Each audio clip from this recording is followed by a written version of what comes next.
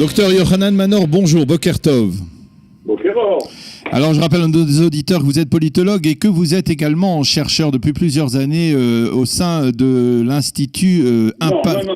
Non, absolument pas. Alors. Je suis le président d'honneur de l'Institut que j'ai fondé, qui s'appelle Impact SE. Voilà, d'accord. Voilà. Alors, c'est ça. Voilà, mais je vous laisse préciser de manière exacte votre fonction, effectivement, président d'honneur de Impact SE, qui est une... président d'honneur et fondateur. Ah, et fondateur. Alors, on va pas... Ouais, alors, bien entendu, donc c'est très important.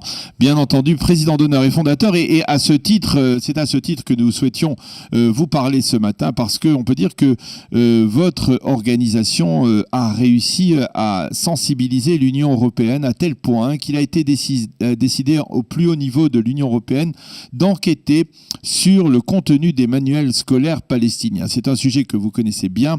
Alors, la première question que je voudrais vous poser, qu'est-ce qui a poussé, qu'est-ce qui a conduit, on va dire, l'Union européenne officiellement à se pencher véritablement de manière sérieuse sur le contenu de ces manuels scolaires ? Eh bien, il y a 3 ans, l'autorité palestinienne a décidé de modifier tout son curriculum scolaire, tous ses programmes scolaires et tous ses manuels scolaires, et de le faire en 3 tranches. Pour l'élémentaire, pour ce qu'on appelle ici le cours intermédiaire, enfin le cours moyen, si vous voulez, un peu élargi, et pour le secondaire. Donc, ayant entendu cela, notre institut, Impact SA, a décidé de suivre de très près la sortie des nouveaux manuels. Okay. Et nous avons constaté que ces manuels le résultat est absolument atterrant, en ce sens que ces manuels étaient plus radicaux qu'ils n'avaient jamais été. Ah oui, parce que nous avons étudié ces manuels depuis déjà plus de 20 ans. C'est ça, quasiment depuis le début du processus d'Oslo, on peut dire. Oui, absolument. Mais je dis absolument, dès le début du processus, dès que les Palestiniens, à l'époque, ils en avaient fait 6. Ils avaient fait 6 manuels, n'est-ce pas, d'éducation civique.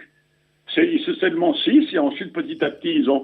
Mais alors, ce qui est intéressant, c'est que cette réforme, cette refonte des manuels scolaires s'est fait avec l'aide internationale. Elle ne s'est pas fait simplement tout seul, parce que ça coûte très cher de refaire des manuels et de les réimprimer en plusieurs dizaines de milliers d'exemplaires pour chaque classe et pour chaque matière.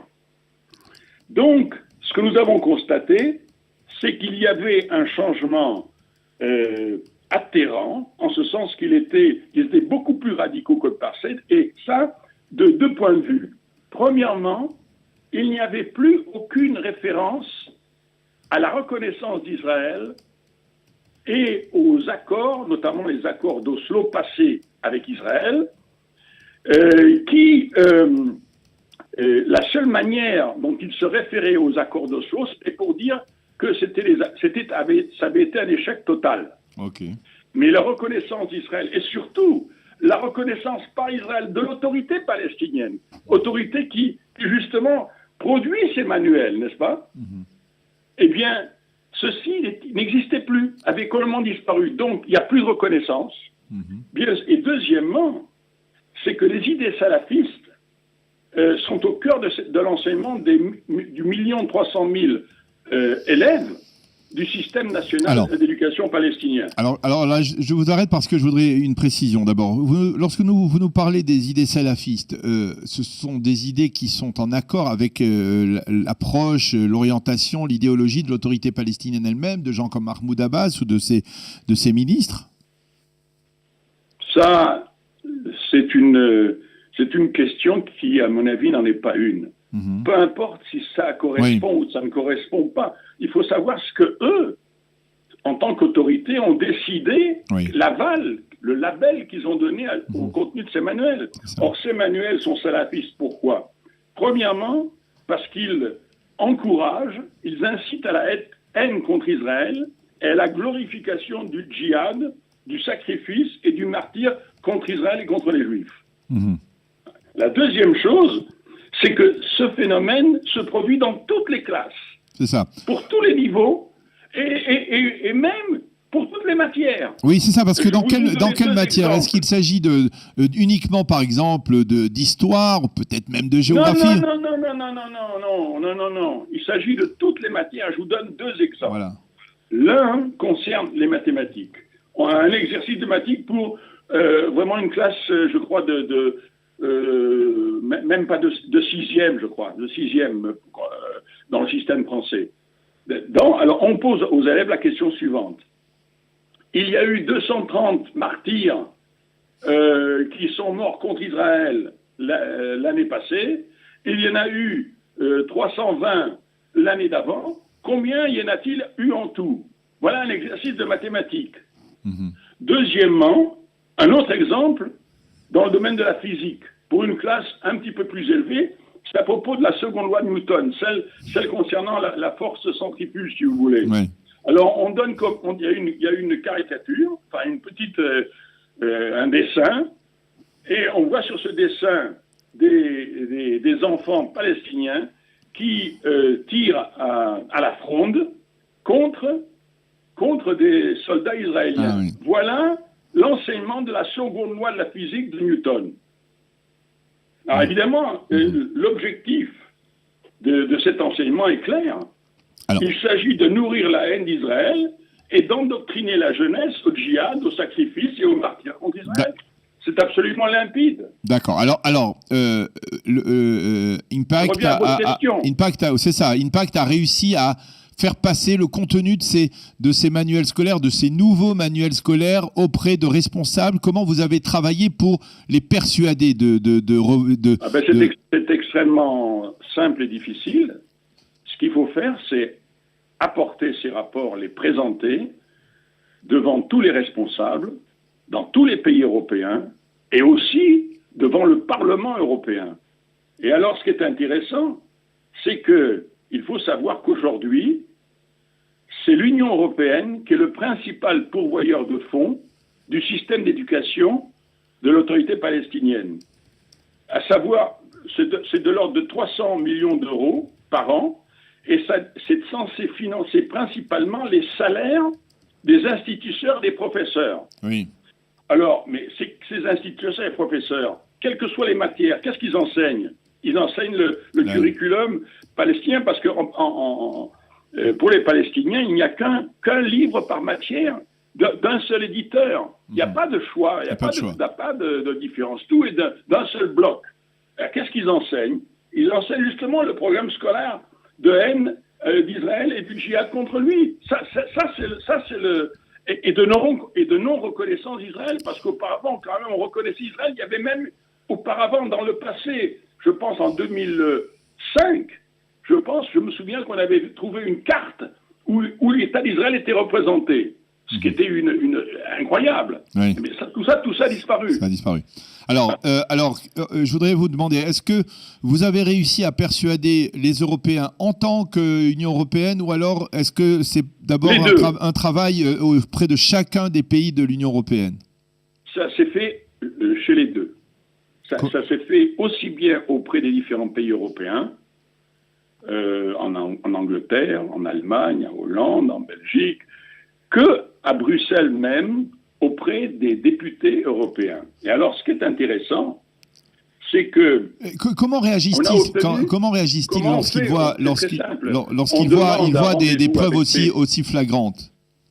Pardon? Comment réagissent-ils lorsqu'ils voient des éléments, des preuves aussi flagrantes de haine et d'incitation? Comment ils réagissent? D'abord, certains n'y croient pas. D'autres disent que ça ne les étonne pas. Et d'autres demandent à voir. Voilà les trois types de réactions. Mais peu importe. Aujourd'hui, nous avons obtenu 3 résultats. Oui. Premièrement, le Parlement européen a adopté une résolution qui interdit à l'Union européenne d'octroyer ou d'allouer des fonds européens à l'enseignement à la haine, notamment, précisément, aux enfants palestiniens. Ça, Maintenant, on ne peut pas faire n'importe quoi. Il y a une décision. Autrement dit, plus aucun budget ne peut être attribué sans qu'il y ait vérification. Et c'est la deuxième chose que nous avons réussi à faire, c'est que la ministre des Affaires étrangères, Mogherini, du Parlement, de l'Union européenne, elle a été obligée de s'engager à faire procéder à une vérification du contenu des manuels scolaires palestiniens. Bien sûr, parce que sinon, on ne pourra plus allouer de fonds. Et la troisième chose, qui n'est pas moins importante, c'est qu'à chaque fois que des ministres de pays européens et aussi de l'Union européenne viennent en visite, sont invités par l'autorité palestinienne à Ramallah, à chaque fois, ils soulèvent ce sujet. Autrement dit, le sujet des conversations à Ramallah n'est plus seulement sur la colonisation, entre guillemets, ou non, israélienne en Cisjordanie, mais sur le contenu des manuels scolaires palestiniens. Et là, il y a une pression constante qui est en train de faire sortir de ses gonds l'autorité palestinienne. Parce qu'il ne se trouve pas de ministre, que ce soit dans le domaine de l'éducation ou non d'ailleurs, qui ne soulève cette question, qui effectivement est scandaleuse, parce que au lieu d'encourager les élèves à la tolérance et à la paix avec le voisin, on lui enseigne exactement, on l'encourage à la disparition d'Israël pour ne faire qu'un seul État palestinien par le djihad et le martyr. Une question, Yohanan, est-ce que les Français vous pouvez nous dire un peu la réaction des autorités françaises en particulier, parce que on a l'impression toujours que la France reste très solidement assise sur des poncifs déjà du passé, qu'elle reste, vous parliez de colonisation, qu'elle reste toujours, qu'elle accuse toujours Israël d'être responsable de l'échec du processus de paix à cause des implantations, etc. On n'a pas l'impression que du côté français, il y a une sorte de changement de perception. Est-ce que ces manuels scolaires ont un petit peu ébranlé, on va dire, les autorités françaises ou pas vraiment? Écoutez, moi, je ne peux pas vous donner je peux vous donner un témoignage indirect. Oui. Autrement dit, je peux vous parler de propos qui m'ont été tenus il n'y a pas longtemps par des officiels français, mais je ne vais pas dire qui, qui manifestement montraient qu'ils sont parfaitement conscients du caractère scandaleux des manuels scolaires palestiniens, et pas seulement ça, mais notamment cela, et qu'ils en étaient non seulement préoccupés, mais pessimistes, très pessimistes pour l'avenir. Vous avez le sentiment que quelque part, cette campagne, la campagne d'Impact Non, votre propos est inexact. Ce n'est pas une campagne. Nous apportons à tous les gens concernés une vérité incontestable. Nous sommes un institut de recherche scientifique. Nous avons des critères extrêmement clairs pour lire les manuels scolaires et pour les évaluer. L'évaluation se fait principalement sur deux bases: le rapport à l'autre et le rapport à la tolérance et à la paix. Et nous le faisons pas seulement pour les manuels palestiniens. Nous l'avons fait pour les manuels scolaires israéliens, nous l'avons fait pour les manuels scolaires saoudiens, iraniens, tunisiens, turcs, donc américains, notamment dans les écoles musulmanes américaines aux États-Unis. Nous l'avons fait donc pour tout le monde. Tout le monde est à la même enseigne, suivant les mêmes critères. C'est pas une campagne. C'est tout à fait erroné. Ce sont des travaux systématiques dont on porte les résultats à la connaissance des responsables. Et aussi, d'ailleurs, l'autorité palestinienne est parfaitement avertie. Je vous l'ai dit, elle sort de ses gonds. Et ça, pour l'instant, ça ne la fait pas changer d'approche. Il n'y a pas une question de réviser, dirons-nous, le contenu de ces manuels scolaires dans l'autorité palestinienne. Ah ben, ils viennent de le réviser. Oui, il y a 3 ans. Oui. Et ils viennent justement, parce que réviser, on révise en général tous les maximum qu'on a les moyens, peut-être tous les 10 ans. N'est-ce pas? Là, ils viennent justement de le réviser. C'est la dernière mouture. C'est manifeste. Bien entendu, ils sont en face de leurs responsabilités. Comment vous expliquez, vous, en tant qu'observateur très avisé de ce qui se passe, en particulier en Europe, que l'Europe reste malgré tout tellement, c'est-à-dire aussi hostile à l'État d'Israël, n'essaye pas de faire plus... Mais c'est embêtant, c'est extrêmement embêtant de reconnaître que sur certains points, Israël a raison. Oui. C'est très gênant.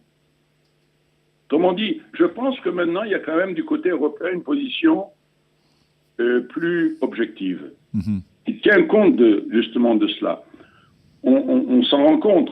D'ailleurs, on s'en rend compte que les différents partis politiques dans les différents pays, je dirais, les différences idéologiques s'effacent devant ces résultats, devant ces constatations, et ils sont obligés de reconnaître que le mouvement national palestinien est à la dérive.